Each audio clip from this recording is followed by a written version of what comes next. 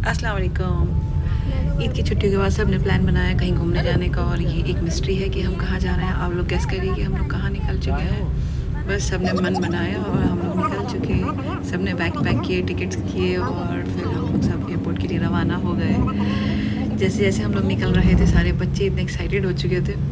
बस एयरपोर्ट आने वाला था और इन लोगों ने एरोप्लेन रास्ते में जो दिखे, इन लोगों की तो एक्साइटमेंट इतनी बढ़ गई और इन लोगों को लगा कि हम यहीं से ही उतर के भाग जाएँ एयरपोर्ट। रास्ते में बहुत सारी बातें होती हुई जा रही थी। ये देखो हमारे साथ कितने क्यूट क्यूट से बच्चे हैं। इनको मज़ा आता है जब ये लोग प्लेन में ट्रैवल करते हैं। तो इनकी एक्साइटमेंट यही थी कि हमें एरोप्लेन में बैठना है सबसे पहले, उसके बाद हम लोगों ने लैंडिंग करनी है। करीब ही हम लोग एयरपोर्ट के पहुंच चुके थे और ये टावर्स एंड ऑल थे। तो ये बच्चे हमसे इसके बारे में क्वेरी कर रहे थे कि क्या होता है क्या नहीं। सारे बच्चे भाग के उतर के जल्दी जल्दी ट्रॉली लेकर आए। एटलीस्ट हमारी कम से कम 7 तो ट्रॉलीज थी और कम से कम हमारे 20 या 22 बैग्स थे।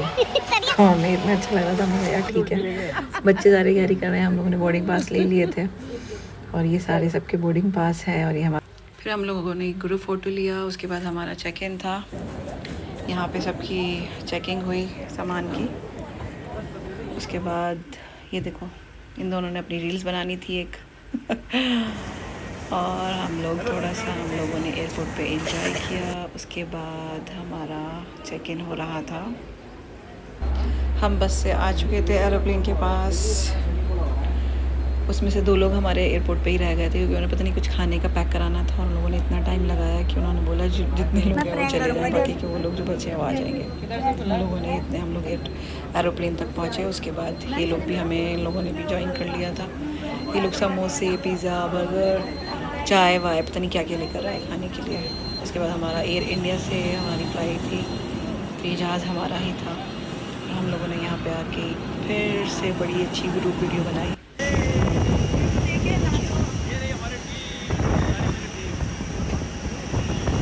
सब बच्चों में इतनी एक्साइटमेंट थी कि वो कम से कम हमारे साथ 5-6 बच्चे बड़े बड़े थे, बाकी सब छोटे छोटे थे। बस उनको लग रहा था कि हमें पहले सीट मिल जाए प्लेन में तो वैसे भी अकॉर्डिंगली होती है, तो इनका पहला सफ़र ऐसा ही था, थोड़ा मतलब अवेयरनेस में। बाकी बचपन में ये लोग ट्रैवल कर चुके हैं, तो सब ने अपनी अपनी सीट ले ली और सब अपनी अपनी सीट पर बैठ चुके थे। उसके बाद जो है इसको तो वॉमिटिंग फ़ील हो रही थी, जुल्फ़र को तो ये बार बार ऐसे ही करे जा रहा था कि मुझे कुछ मिल जाए, मुझे वॉमिटिंग हो रही है, चक्कर आ रहे हैं। फिर इसको हमने पेपर बैग दिया और इसको बीच रास्ते में वॉमिटिंग हो ही गई थी। खैर सबिहा को मिली थी सीट इमरजेंसी गेट के पास, तो उसको इमरजेंसी गेट पर बिठाया गया था। मेरी और इनकी भी साथ में ही थी, तो हम तीनों साथ में बैठे थे। और उसने आके बाद में हॉस्टेस ने सबिहा को ब्रीफिंग दी कि आपने इमरजेंसी गेट कैसे खोलना है कि इन केस अगर इमरजेंसी हो जाती है तो खैर उसने बहुत अच्छे से समझ लिया और उस चीज़ को फॉलो किया। बाकी पता नहीं रनवे पे इतनी देर तक ये जहाज़ घूमते ही रहे, कम से कम हमें 10-15 मिनट रनवे में बिठा के घुमाते रहे। आई डोंट नो कि क्या वजह थी, और शायद मे भी लेट हो रहा था, कोई लैंडिंग हो रही थी। उसके थोड़ी देर के बाद हमारा खैर टेक ऑफ हुआ। उसके बाद जो है बहुत अच्छा एक्सपीरियंस लगता है जब आप किसी अच्छी एयरलाइन से सफ़र कर रहे हो। एयर इंडिया में पहली बार मैं बैठी थी, बट बहुत अच्छा लगा और बहुत नीट एंड क्लीन, बहुत हाइजीन।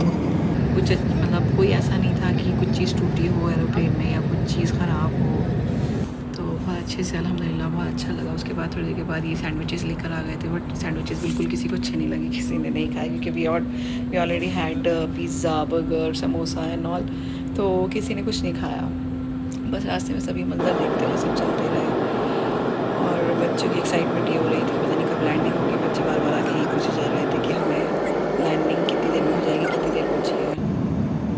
और ये सब ने एकदम से आवाज़ लगाई कि देखो ये हिमालय का पहाड़ है, और ये साइड से हमें हिमालय पहाड़ दिख रहा था बादलों में से।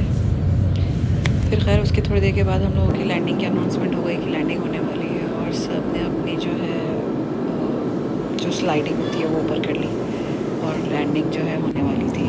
खैर मंज़र बहुत खूबसूरत था, हमने उसको बहुत अच्छे से इंजॉय करा।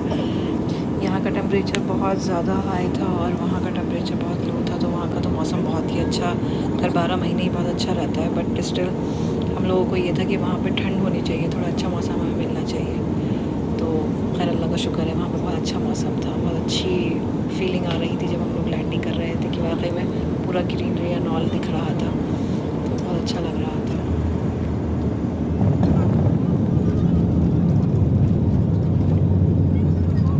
लैंडिंग हमारी हो चुकी थी, हम लोगों ने सबने अपना अपना सामान लिया और हम लोग निकल चुके।